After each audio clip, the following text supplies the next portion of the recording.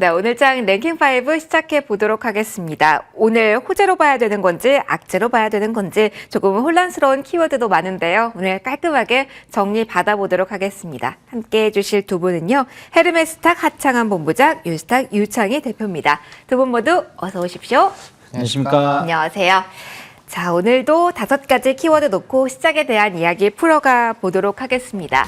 먼저 5위 열어보도록 할게요. 엔비디아 이야기를 하면서 저희 반도체, AI 어떻게 지금 봐야 될지 설명 들어보려고 합니다. 첫 번째 질문을 하창한 본부장님께 들어보려고 하는데요. 가장 오늘 많이 이 질문 여러 곳에서 아마 받으셨을 거라고 생각을 합니다. 지금 중요한 건 이 시간 오후장의 흐름일 것 같아요. 엔비디아가 실적이 사실은 실적만 놓고 본다면 상당히 좋았잖아요. 그리고 이 정도면 낙폭이 크지 않다. 이 정도면 오늘 잘 버티고 있는 거다. 회복력 보이는 쪽도 있고요.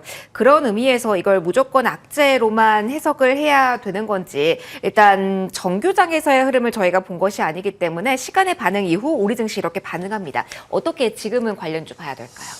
근데 이제 뭐 대부분의 종목군들이 좀 조정이 나온다라고 생각을 하실 수가 있는데 오늘 오픈엣지 테크놀로지가 지금 10% 정도 상승력이 나오고 있거든요. 그러니까 이 회사가 약간 숨겨지지는 않았지만 어쨌든 좀 많이 부각을 받지 못했었던 그 HBM 관련된 종목 중에 하나입니다. 뭐 TSMC의 그 이제 7공정의 이 패키징 하는 쪽에서의 이런 램버스와 더불어서 이제 같이 납품하고 있는 두 가지 업체 중에 하나인데 사실 이제 HBM 쪽이 굉장히 강하게 움직일 때 이런 종목군들을 못 움직였거든요. 그래서 좀 위치 에너지가 높은 그런 종목군들에서 약간 좀 못 간 종목군들로 약간 순환해서 지금 거래를 하고 있다 정도로 그냥 이해를 해보시면 좋을 것 같고 오늘 한미반도체 같은 경우도 사실 좀 장중에 조정이 나오긴 했지만 지금 이제 강보합권에서 유지가 되고 있는 상황이거든요. 그리고 이수페타 지수도 장중에는 뭐 5%대까지 빠졌지만 지금 거의 마이너스 1%대로 다 거의 다 회복이 됐어요. 그래서 사실 너무 부정적으로 보시기보다는 일단은 뭐 오늘 이제 미국장에서 만약에 엔비디아가 뭐 폭락이 나온다 이러면 또 얘기가 달라지겠지만 사실상 그럴 것 같지는 않거든요. 그래서 지금 부분에서 뭐 그렇게까지 크게 걱정하실 필요는 없을 것 같고 약간의 좀 기간 조정은 있을 수 있겠다라는 생각이 듭니다. 그래서 아예 위치 에너지가 확 낮아진 종목군들을 보시던지 아니면 그게 아니라고 한다면 약간의 기간 조정에서 단기 박스권의 조정이 나올 때 오히려 분할 매수로 모아가시는 전략도 뭐 여전히 나쁘지가 않다. 반도체 같은 경우는 P와 Q가 동시에 회복이 나오고 있고 산업통상자원부의 수출입 데이터를 보시더라도 상당히 이런 그 기조들이 좋아지고 있는 상황이거든요. 그래서 중기적인 관점으로 보시더라도 일단은 지금은 나쁜 위치는 아니기 때문에 너무 그렇게 걱정하실 필요는 없다라고 좀 정리를 드리고 싶습니다. 그럼 오늘 장에서 사실 말씀해 주신 오픈엣지 테크놀로지는 강한 시세가 유지가 되고 있지만 HBM 소외주라고 해서 지금까지 시세가 강하게 유지되는 종목이 많지는 않거든요. 그러면 오늘 지금 구간에서 위치가 가장 좋은 쪽에 대해서는 그리고 에너지가 남아있는 쪽에 대해서는 오늘이라도 신규로 들어가서 조금 더 기대를 해도 되나요? 여전히 키워드를 HBM으로 가져가야 되는지 그에 대한 포인트를 좀 이야기해 주신다면요. 일단은 뭐 여전히 반도체 쪽에서는 HBM 우선으로 보시는 게 맞다라는 생각이 있는 상황이고요. 그다음에 오늘 좀 강한 종목보다는 조금 약한 쪽으로 오히려 보시는 게 더 낫지 않을까 싶습니다. 약함의 기준은 어떻게 잡을까요? 일단은 뭐 주가의 위치 에너지 자체가 별로 안 바뀌는 종목군들이겠죠. 뭐 예를 들면 한미반도체도 마찬가지고요. 그다음에 뭐 이수페타시스도 뭐 그렇게 될 수가 있겠고요. 그래서 그런 종목군들이 워낙 많은 상황이고 저는 가더라도 결국에는 기존의 HBM에서 주도하는 쪽에서 더 움직임이 나올 거라고는 생각을 하고 있습니다. 오픈엣지 같은 경우는 실적만 사실 조금만 뒷받침이 되면은 충분히 어깨를 나란히 할 수 있는데 이 회사의 좀 최고 단점 중에 하나가 아직까지는 그렇게 뭔가 가시화된 매출이 크게 나오지는 않는다. 물론 최근에 이제 매출액 전년 대비했을 때 좀 규모가 있는 공시가 나오긴 했지만 절대적인 규모치로 보면 아직까지는 좀 작거든요. 그러니까 이 회사가 오늘은 조금 이런 뭐 IP 부분이 좀 부각이 되면서 급등이 나오긴 했지만 사실상 이제 본격적인 트리거가 나오려면은 24년 하반기에 있는 TSMC 생태계에 직접적으로 들어가는 그 결과치가 나와줘야 돼요. 영국 기업이 그렇게 진행된 다음부터 19년부터 23년까지 뭐 매출이 거의 100%씩 늘어났었거든요. 그러니까 그런 움직임이 나올 때까지는 아직까지 좀 시간이 필요하기 때문에 뭐 물론 이 종목도 아직 별로 오른 게 없어서 지속적인 상승은 나오긴 하겠지만 뭐 여전히 시장에서는 어쨌든 HBM에 대한 좋은 이슈가 나오면 뭐 한미반도체라든지 뭐 이수페타시스라든지 이렇게 가던 종목 쪽으로 수급이 더 쏠릴 확률이 더 높기 때문에 일단 여전히 그쪽에서의 기회를 찾아보시는 것이 더 낫겠다라고 말씀을 드리겠습니다. 가던 종목에 계속 포커스를 맞춰보자라는 조언이었습니다. 반도체 AI에 대해서 유창희 대표님의 의견도 들어보고자 합니다. 네. 대표님과 오늘장 랭킹5에서는 처음 만나뵈는 것 네. 같은데 그래서 궁금합니다. 반도체의 지금 시선을 어떻게 둬야 될까요? 그리고 대표님의 시선으로는 리스크 요인들이 엔비디아 측에서 언급이 됐잖아요. 네. 하지만 뭐 이게 끄집어낸 악재일 수도 있고 그쵸. 그리고 만회될 수 있는 악재이기도 네. 하기 때문에 그에 대한 내용들을 어떻게 정리하고 가야 되는지에 대한 팁도 같이 부탁드릴게요. 뭐 저는 그게 뭐 악재인가라는 생각은 크게 하고 있진 않아요. 그러니까 이게 그전 분기에도 이제 실적 발표를 했을 때 중국에 대한 어떤 코멘트가 있을 것인가라는 예상을 했었는데 큰 별 얘기가 없었거든요. 이번에도 중국에 대한 얘기는 별로 없었습니다. 그냥 다만 이제 가이던스 관련해서 뭐 지금도 아니고 다음 분기도 아니고 딱 1년 뒤죠. 네. 내년 4분기에서부터 급감할 수 있다는 건데 근데 또 반대로 해석하면은 지금도 중국 수출 못하는 거 아닌가요? 주요 제품들이? 그렇죠. 그러면은 그 타격이 심화될 수 있다라는 게 어느 정도인 걸까요? 그러니까 이제 어쨌든 이제 엔비디아 입장에서는 전체 매출의 20%를 중국 시장이 차지하고 있는데 그 부분이 급감한다라면 아무래도 영향을 받을 수 있겠죠. 근데 중요한 건 또 그러면서 말을 했었던 것이 지금 전 세계적으로 그러니까 지금 예를 들어서 특정 기업만 서버를 늘린다든가 예전에는 그렇게 해왔었던 네. 부분들이 있었거든요. 뭐 알파벳이라든지 뭐 마이크로소프트라든지 메타라든지 특정 몇몇 기업만 서버를 많이 늘리는 투자를 했었다라면 지금은 그게 아니라 이 AI 시장 자체는 보안이라든지 뭐 이런 부분들이 중요하기 때문에 주요 국가의 주요 기업이 다 시설 투자를 한다라는 것이죠. 우리나라 같은 경우도 마찬가지죠. 그래서 그렇다라면 그 수요가 일시적으로 끝나는 게 아니라 계속 롱런할 수 있다라고 발언을 한 것도 있거든요. 그래서 중국의 수요 감소가 있을 수 있겠지만 그거를 다른 쪽에서 수요를 대체할 수 있다라는 것이기 때문에 주가도 이제 그러한 것이 발표가 됐을 때 엔비디아가 470불까지 떨어졌다가 다 일정 부분 회복한 상황입니다. 그러면은 일단은 지금은 실적에 대한 어떤 실망감, 그러니까 불안감보다는 단기적으로 많이 올랐다라는 부분들, 그리고 이제 뭐 주가라는 게 어쨌든 엔비디아가 $500를 돌파를 했었다가 다시 조금 $500 이하로 내려왔는데 어쨌든 비싸더라도 앞으로 실적에 대한 어떤 기대감으로 더 공격적으로 매수했었던 사람들은 이 부분을 좀 확인하고자 하는 심리가 좀 있을 수 있다는 생각을 좀 하고 있어요. 하지만 그것 자체가 추세를 깨트릴 가능성은 전 제한적이라고 생각하고 있습니다. 그러다 보니까 오늘 반도체 관련된 종목군들이 중소형주들이 약세로 출발했다가 플러스 전환된 종목군들이 되게 많이 있습니다. 네. 뭐 이수페타시스 같은 경우는 앞으로 많이 줄인 상황이고요. 뭐 주성 엔지니어링 같은 경우는 플러스 전환되기도 했습니다.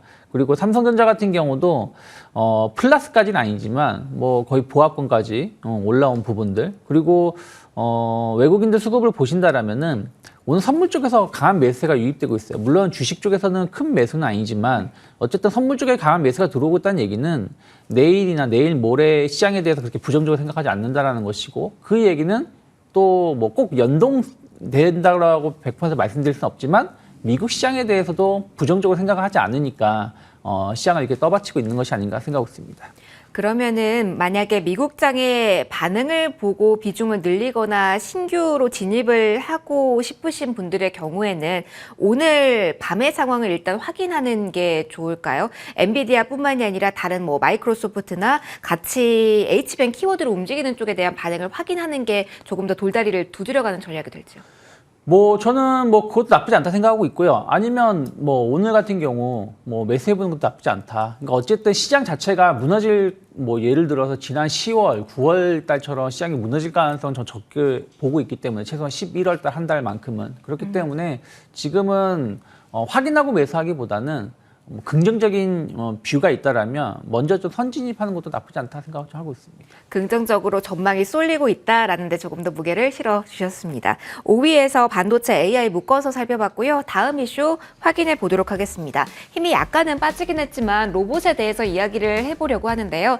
지능형 로봇봇 시행과 함께 그리고 금리 인하된 힌트가 나오진 않았지만 이 사이클 끝에 대한 기대감을 안고서는 계속적인 오름세가 나타나고 있어서 흐름 좀 추적을 좀 해보려고 있다고 합니다. 대표님과 좀 로봇에 대해서 이어가도록 할게요. 핵심적으로 저희가 이야기를 좀 하려고 했던 종목은 사실 두산 로보틱스긴 합니다. 오늘까지 기관 로봇콜 속에 3거래 연속, 아니네 6거래일 연속이네요. 이렇게 긴 기간에 빨간불이 나오곤 있는데요. 정책이 뉴스가 나온 그 일정 이후에도 상승세가 나오고 있어서 이게 로봇에 대해서 시장이 반응하는 건지 아니면 다른 이슈에 따라서 수급이 몰리는 건지 궁금합니다. 이 부분은 어떻게 봐야 될까요? 일단은 지금 이번 달 들어서 시장을 좀 주도하고 있는 섹터는 반도체 그리고 하나의 또 다른 쪽 로봇이라 생각을 좀 하고 있어요. 로봇 중에서 이제 두산 로보틱스가 단연 1등 공신으로 시장을 좀 이끌고 있지 않나 생각하고 있는데 첫 번째 두산 로보틱스 같은 경우는 그 부담감이 적었었던 것도 있어요. 왜 그러냐면 다른 기업들은 물론 이제 다른 기업들은 연초부터 꾸준히 올라왔다가 조금 10월달 조정에 하락했다가 이제 반등을 주는 거다 보니까 매물 부담감이라는 게 좀 있는데 두산 로보틱스는 신규 상장주 아니겠습니까? 네. 그래서 지난 10월달 상장하고 나서 반등을 한 번도 주지 못하고 나서 이제 10월 말에 증시가 올라오면서 그 반등을 주고 있는 거기 때문에 어떤 수급적으로 악성 매물이 없다는 부분들이 긍정적 평가를 하고 있는 것이고 또 로봇 시장은 내년부터가 진짜로 큰 성장을 할 수 있는 원년이라 될 수 있다 생각하고 있습니다. 올해 같은 경우는 뭐 로봇이든 AI든 이렇게 변화될 것이다, 이렇게 갈 것이라는 어떤 기대감인 것이지 실적이 딱 찍히는 건 아니거든요. 네. 미리 따지면. 근데 내년부터는 이제 그동안 주문했었던 것들이 인도가 되고 하면서 매출이 찍힌다라는 것이죠. 그런 부분들을 본다라면 내년에 대한 어떤 기대감들이 이제 연초에 좀 반영될 수 있다는 부분들이 수급적으로 이제 들어오는 거라 생각하고 있습니다. 거기다가 이제 금리적인 부분도 빠르면 내년 5월부터 금리 인하에 대한 어떤 기대감들이 나오기 때문에 금리 인상기에는 매출이 탄탄하게 받쳐주는 기업들이 주목을 받는다라면 금리 인하기에는 아무래도 좀 수익성이 개선될 수 있는 기업들 또 성장주들이 주목을 받을 수 있는 게 투자가 조금 더 수월하게 이루어질 수 있는 부분들 아니겠습니까? 그러니까 그런 부분들에 대한 어떤 포커스가 맞춰진다면 로봇주들이 상당히 성장주로서 어떤 기대감을 충분히 좀 가져갈 수 있다 생각을 좀 하고 있습니다. 그래서 업황에 대한 어떤 기대감 또 시장 어떤 분위기에 대한 어떤 일단 흐름들 이런 것들이 로봇주들에 대한 어떤 관심도가 좀 나오고 있고 또 두산 로보틱스가 대장주 역할을 해주고 있는데 약간 이제 오늘 윗꼬리가 나오고 있는데요. 이게 딱 조금 아쉬운 부분들이 이게 기술적 분석이 다 맞는 건 아니지만 지난번 이제 10월달 상장을 했을 때 고점 때 한 7만 원대에서 오늘도 맞고 조금 차익선 매물 나오는 거기 때문에 여기서 뭐 크게 하락한다는 뜻이 아니라 이 7만 원에 대한 어떤 매물 부담감을 좀 확인하고자 하는 심리가 있다는 부분들 그러면 여기서 뭐 성급하게 매수하기보다는 하루 이틀 정도 흐름을 보면서 대응하는 것도 나쁘지 않다 판단하고 있습니다. 알겠습니다. 앞에 숫자 변화가 있는지 그걸 뚫어낼 수 있는지도 확인하는 게 필요하다라는 조언이었습니다. 하창한 본부장님께도 로봇주에 대한 질문을 좀 가보려고 합니다. 본부장님의 시선은 로봇에 대해서 어떤가요? 지금 장에서 강하게 유지가 되는 쪽도 로봇이 분명히 있지만 레인보우 로보틱스 같은 경우는 힘이 많이 꺾인 모습입니다. 그 안에서도 차별화가 진행이 되고 있어서 단순하게 로봇에 대해서 덜 올랐다라고 해서 메리트를 가지는 구간은 아닌 것 같은데 이전과 같은 파급력을 기대를 해도 될까요? 아니면 여기에서 어느 정도 좀 조정이 이어질 수밖에 없는 자리일까요? 뭐 조정도 충분히 나올 수가 있기는 하겠죠. 하지만 이제 앞에서 말씀해 주신 것처럼 이제 내년부터는 좀 실적이 보다 더 좀 확인을 할 수 있는 그런 구조로 가고 있다라는 점과 우리 사회에서 정말 이제 로봇화가 좀 빠르게 좀 진행이 되고 있다라는 것들이 좀 확인을 하실 수가 있거든요. 그래서 그 부분으로 본다라고 한다면 충분히 좀 기대를 해볼 수 있을 것 같고 오늘 이제 또 IBK 투자증권에서 선언 리포트가 하나 나왔는데 결국엔 이제 AI 쪽이 발달하면서 이제 로봇 쪽도 같이 좋아지는 그런 내용들이 좀 있습니다. 이게 한 160페이지 정도짜리 이제 선언 리포트가 있는데 어쨌든 그거 한번 읽어보시면은 AI 쪽이 좋아지게 되면 자연스럽게 로봇 쪽도 좀 많이 성장을 하겠구나. 특히나 뭐 산업 로봇 쪽으로 좀 크겠구나. 이런 것들을 좀 보실 수가 있어서 뭐 그런 것도 하나의 좀 트리거가 될 수 있을 것 같고요.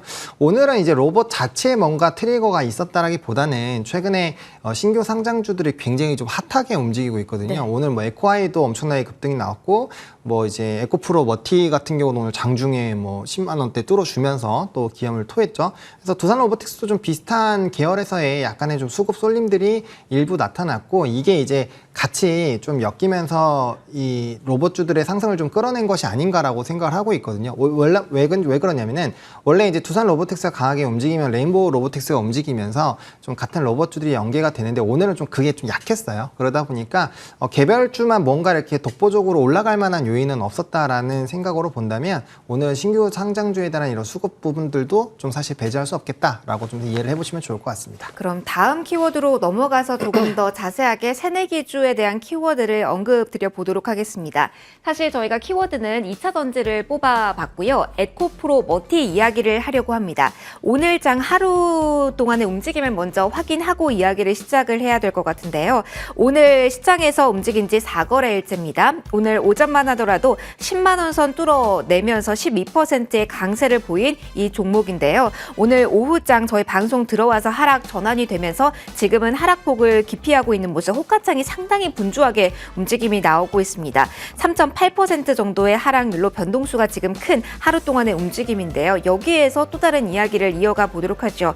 본부장의 에코프로 머티가 사실은 그 질문을 드리려고 했어요. 새내기주 전반에 많은 영향을 주고 있는 건가. 오늘 뭐 파도도 반도체에서는 움직임이 나오고 있고 말씀해 주셨던 두산 로보틱스도 그렇고요. 그런데 에코프로 머티가 지금 분주하게 호가창이 움직이면서 하락폭이 커지고 있습니다. 이걸 어떤 신호로 저희가 해석을 해야 할까요? 할 수 있을까요? 답변 좀 듣고 싶습니다.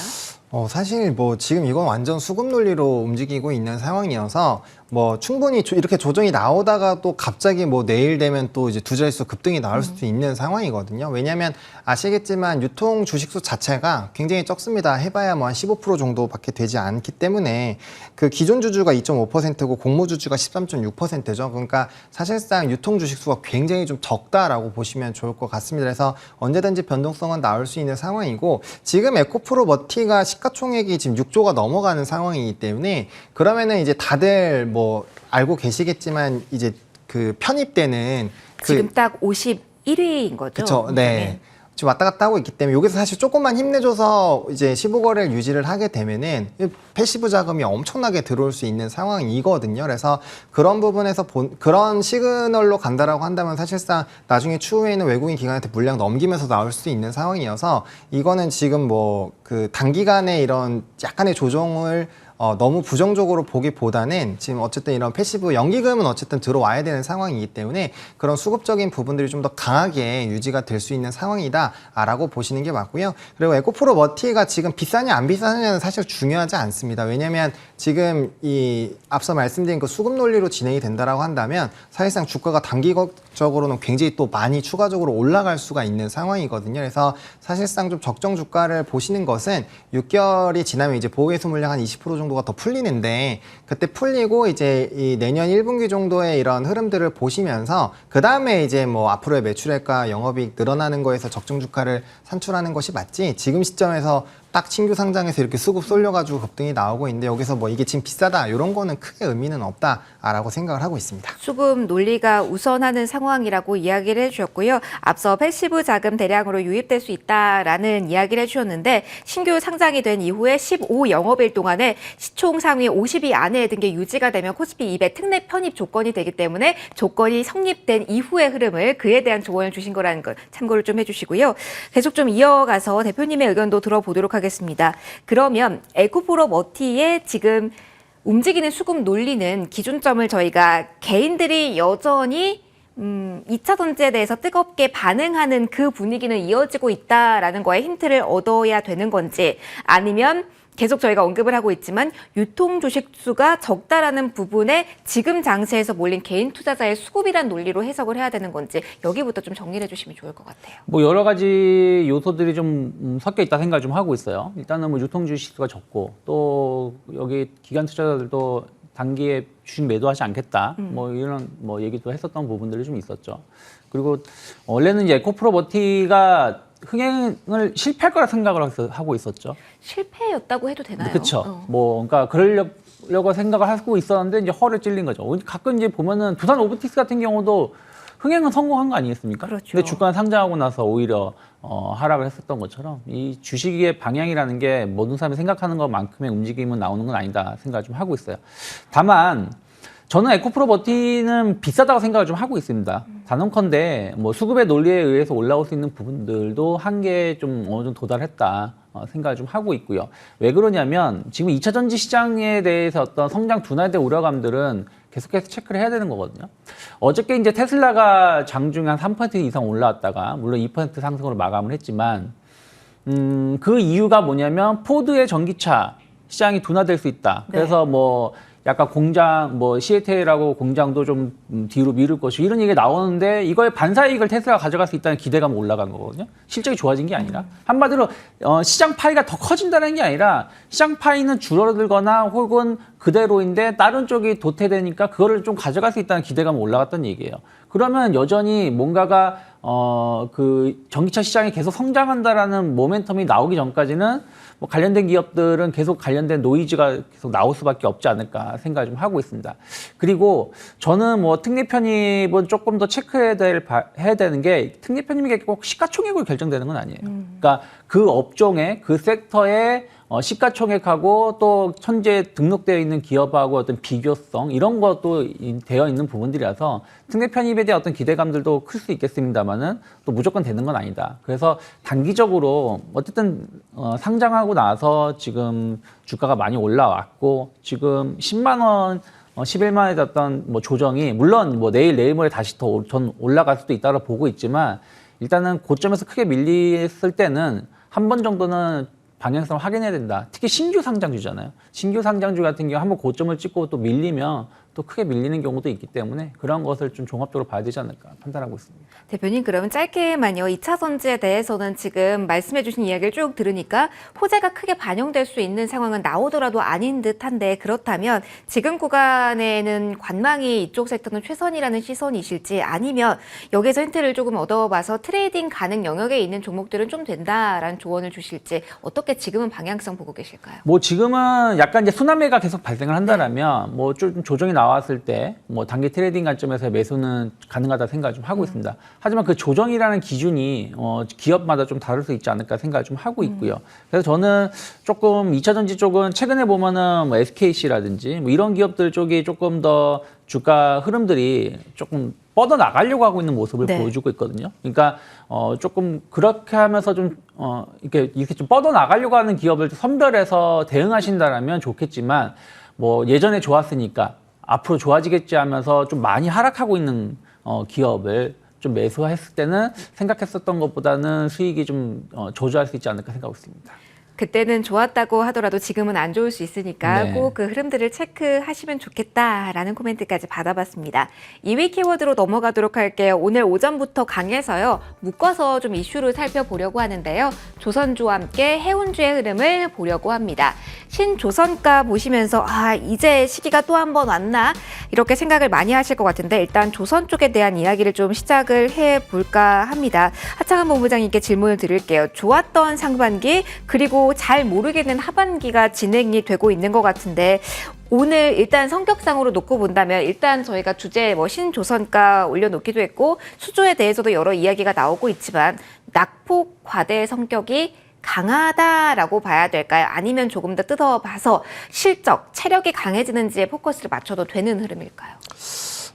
낙폭과대에는 큰 의미는 없다라고 봅니다. 왜냐면은 사실 뭐 좀 주가가 이제 연간 실적이 턴한다라는 기대감으로 주가가 굉장히 좀 많이 올랐었던 상황이기 때문에 거기서 이제 차익들이 나온 거죠. 왜 나왔냐면은 이유 있는 하락이었죠. 왜냐면은 이제 5개의 이런 그 3분기 영업이익에 대한 전망치가 워낙 낮게 나왔기 때문에 네. 기대한 것만큼 연간 실적에 대한 전환이 안 나올 수도 있다라는 부분들이 나오면서 주가가 쭈쭈쭈쭈 밀렸었던 거거든요. 그래서 이거는 좀 이유가 있었던 하락이다라고 보시면 좋을 것 같고 지금은 다시 이제 신조 성과가 높아진 상황이고 결국에는 이제 배를 인도하고 나면은 추가적으로 이제 계약하는 배들에 대해서는 이제 더 높은 성과로 반영이 될 거기 때문에 앞으로의 업황은 계속적으로 좀 좋을 거야라는 그런 기대감으로 사실 움직임이 나타나고 있는 상황이다라고 보시면 좋을 것 같습니다. 게다가 뭐 내년 같은 경우는 일단 올해보다는 더 좋을 것이다라는 평이 상당히 좀 있는 상황이고요. 그래서 사실 조선업 같은 경우는 향후 한 5년 정도를 보신다라고 한다면 좀 턴은 확실하게 좀 나올 수 있지 않을까라고 보고 있고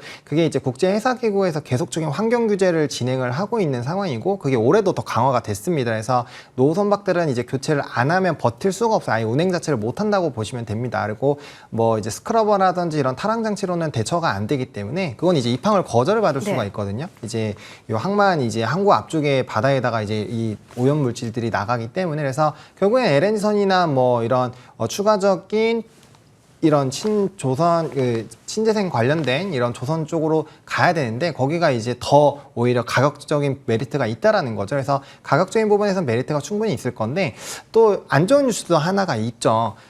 요번에 이제 HD 현대중공업이 계약을 맺으면서 조금 현재보다는 싸게 계약을 했다. 근데 이게 조선이 그동안 좀 오랜 기간 네. 외면을 받았던 그 이유 중에 하나가 저가 수주였던 그렇죠. 것 같아서 정말 안 좋은 키워드의 재부상 이런 입장에서는 너무나도 큰 리스크가 아닐지요. 그렇죠. 제가 뭐 기업의 내부 상황은 네. 정확하게 잘 모르겠지만 이게 뭐 대량 수주로 받았으니까 아무래도 좀 이런 이 단가를 인하를 한 부분이 있기는 있겠죠.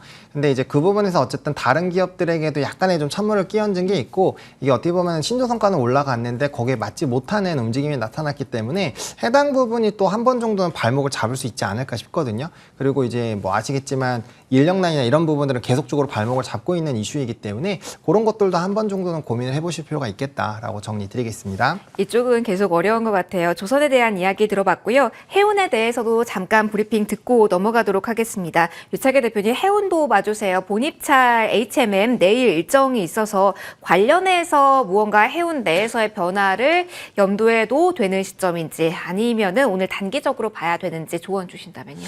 뭐 H&M의 그 매각이 약간 삐걱거리는 듯한 느낌이 계속 나오고 있습니다. 뭐 관계 관련된 사람들의 그 내용들 좀 본다라면 그래서 만약에 이게 진짜 흥행을 한다라면 주가는 조금 좋은 흐름을 좀 보여줘야 되는데 네. 막상 눈앞에 내일 당장 목전에 다가옴에도 불구하고 주가는 오르지 못하고 있고요. 오늘 좀 흥하해운이라든지 뭐 조금 작은 이제 해운주들이 좀 급등을 보여주는 케이스는 좀 있습니다. 흥하해운이 오늘 27% 정도 상승을 좀 하고 있고요. 그리고 뭐 다른 중소형 해운주들도 좀 일부 상승세를 보여주고 있는데 딱히 뭔가 이슈가 있어서 움직임이 나오고 있는 것 같진 않습니다. 그래서 조금은 더 흐름을 좀 지켜볼 필요가 있지 않을까. 해운주들은 여전히 조금 불확실성이 계속 좀 있는 것 같습니다. 아무래도 경기에 대한 어떤 불확실성 이런 부분들하고 또 이제 주요 동맹 업체들이 이제 새롭게 재편성되는 거에 따른 약간 그 가격 경쟁 네. 뭐 이런 흐름들 이런 것들 감안한다라면 당분간은 해운주들이 계속해서 치고 나가기보다는 어떤 이슈가 나왔을 때 어떤 제한된 흐름을 보여주는 것을 좀 반복하지 않을까 생각을 좀 하고 있습니다. 알겠습니다. 이렇게 조선, 해운에 대한 아이디어 정리를 해봤고요. 속도 내에서 마지막 키워드는 좀 짧게 들어봐야 될 것 같습니다. 콘텐츠 게임에 대한 이야기를 해볼까 하는데요. 여기에만 좀 포커스 맞춰볼까 봐요. 오늘 오후 5시에 오징어 게임 더 챌린지가 공개된다라고 합니다.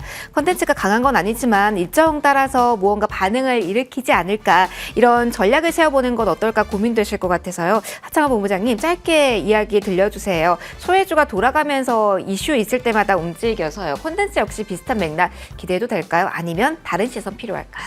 뭐 컨텐츠 같은 경우는 사실 워낙 주가가 많이 눌려 있었고 요번에 이제 리포트가 나오면서 사실 좀 턴이 진행이 되긴 했었거든요. 수급 공백적인 부분도 있었고 사실 이제 업황이 더 이상 나빠질 게 없다. 오히려 좀 좋아질 거다라는 이런 전망들이 나오면서 좀 일부 이 상승력이 나오고 그다음에 한번 좀 조정이 나오고 있습니다. 사실 이렇게 좀 오랜 기간 우하향하던 섹터들이 좀 턴을 할 때는 조금 움직임이 나타날 더 추가적인 움직임이 나타날 확률은 높은데 최근에 이제 이전에 우영우 이후부터 사실은 좀 대작 드라마들이 또 꽤 있었고 흥행도 했지만 사실 이런 것들이 한 번도 증시에서 뭔가 이벤트가 된 적은 없었거든요. 그래서 그런 쪽으로 본다라고 한다면 사실 좀 보수적으로 보시는 게 맞지 않을까. 그 이슈로만 본다라고 한다면 좀 보수적으로 보시는 게 맞지 않을까라는 생각입니다. 알겠습니다. 연결고리에 대해 질문을 드렸고요. 보수적이라는 답변까지 좀 받아봤습니다.